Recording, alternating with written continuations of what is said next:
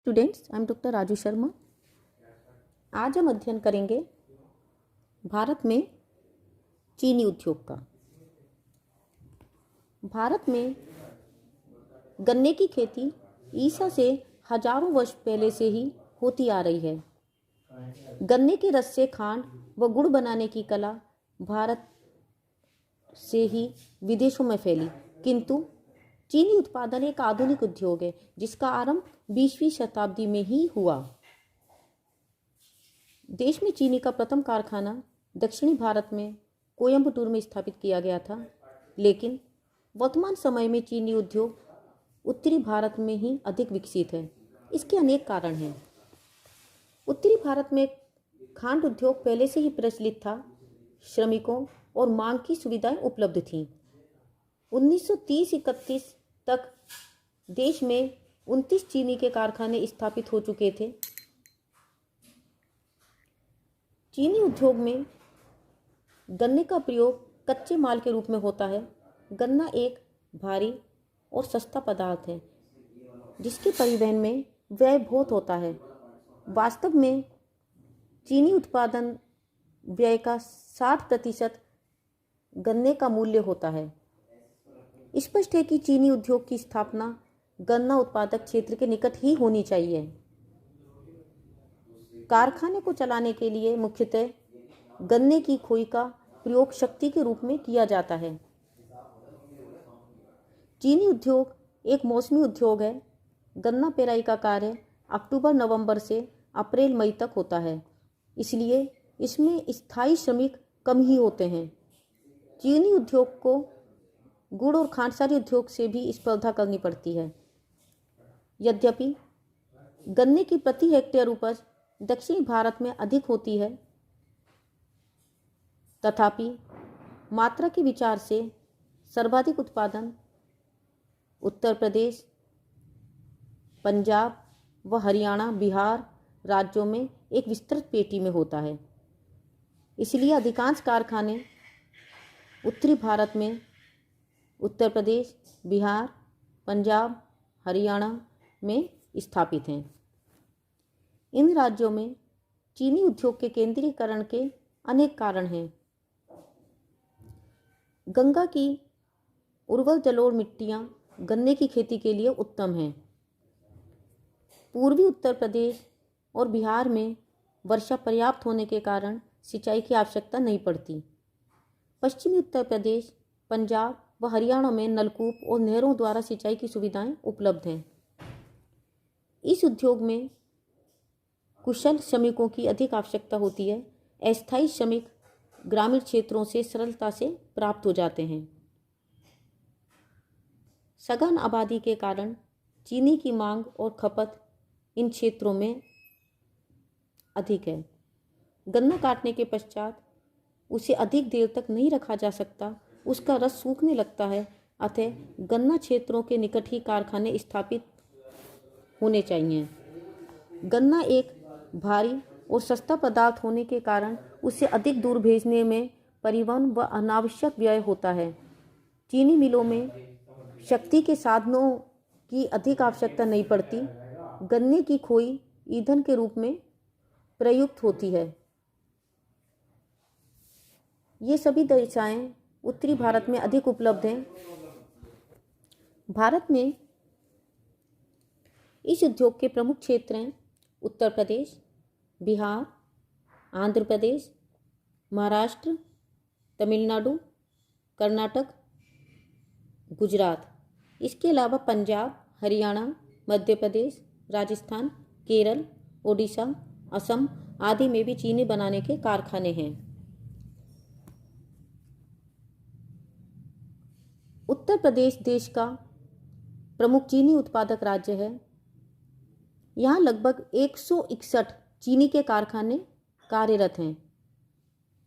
गन्ना उत्पादन, परिवहन की सुविधा, सघन जनसंख्या के कारण, चीनी की खपत व श्रमिकों की सुविधाओं के कारण यहाँ चीनी उद्योग प्रमुख रूप से विकसित हुआ है। प्रमुख क्षेत्र हैं गंगा यमुना दोआब क्षेत्र और तराई क्षेत्र। दोआब के अंतर्गत सहारनपुर, मुजफ्फरनगर, मेरठ, बागपत, गाजियाबाद और तराई क्षेत्र में गोरखपुर, बस्ती, देवरिया, सीतापुर, गोंडा, फैजाबाद आदि।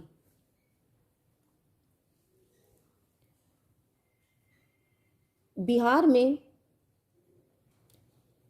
चीनी के लगभग 30 कारखाने स्थापित हैं।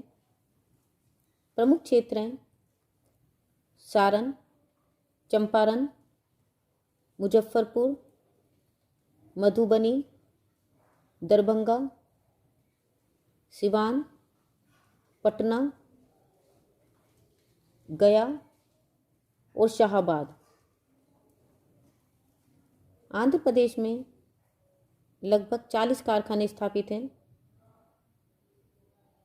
अधिकांश कारखाने पश्चिमी गोदावरी, पूर्वी गोदावरी, विशाखापट्टनम एवं निजामाबाद जिलों में केंद्रित हैं।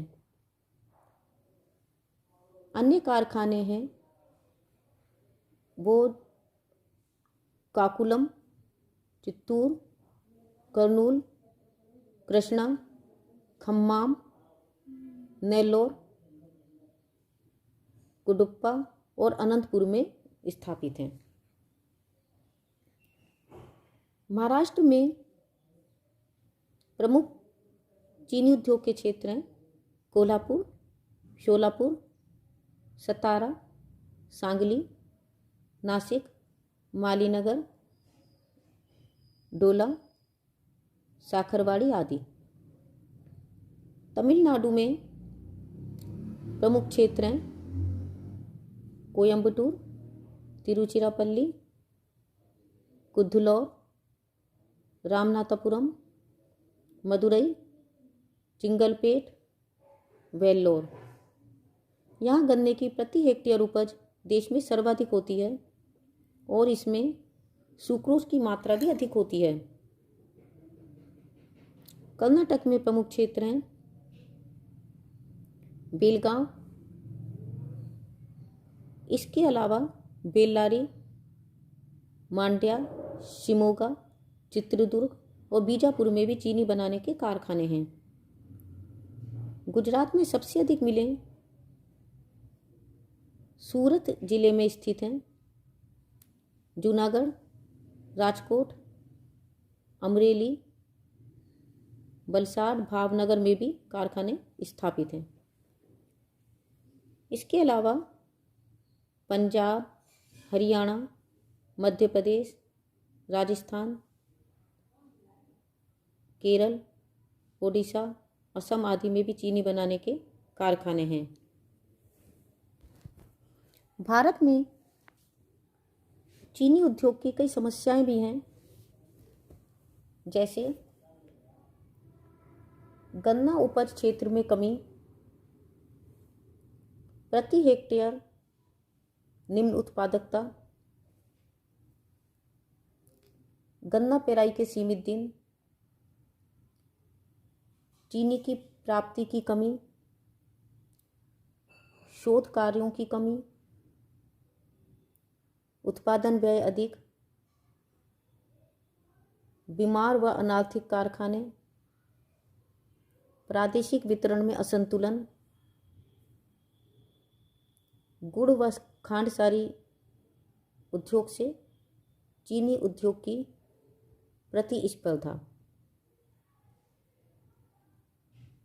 जैसा कि हम सभी जानते हैं, कपास, मूंगफली, तिलहन और चावल प्रमुख खाद्य और उपभोक्ता फसलें हैं, जो मुद्रादायिनी फसलें भी हैं, जिन्हें कैश क्रॉप भी कहा जाता है। गन्ने की खेती की स्पर्धा इन फसलों से होने के कारण विगत वर्षों में गन्ने के क्षेत्र में काफ़ी उतार चढ़ाव होते रहे हैं और उपज क्षेत्र में कमी हुई है। भारत में गन्ने की प्रति हेक्टेयर पैदावार हवाई द्वीप, क्यूबा, जावा आदि की अपेक्षा कम है।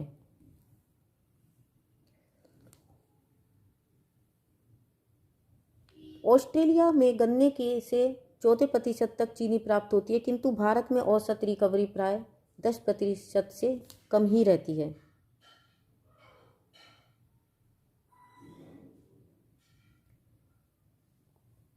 कच्चे माल की कमी, घिसी पिटी पुरानी मशीनें,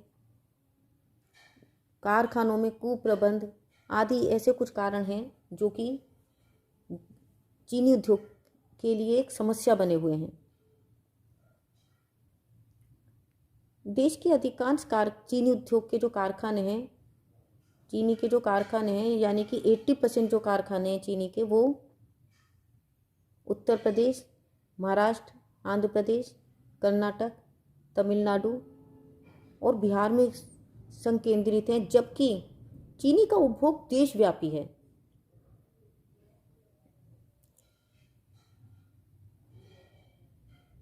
इस प्रकार से भारत में चीनी उद्योग की कुछ समस्याएं भी हैं। यदि व्यापार की दृष्टि से देखा जाए तो भारत अनेक यूरोपीय, अमेरिकी और अफ्रीकी देशों को चीनी का निर्यात करता है। तो बच्चों, आज हमने भारत में चीनी उद्योग, उसके क्षेत्र,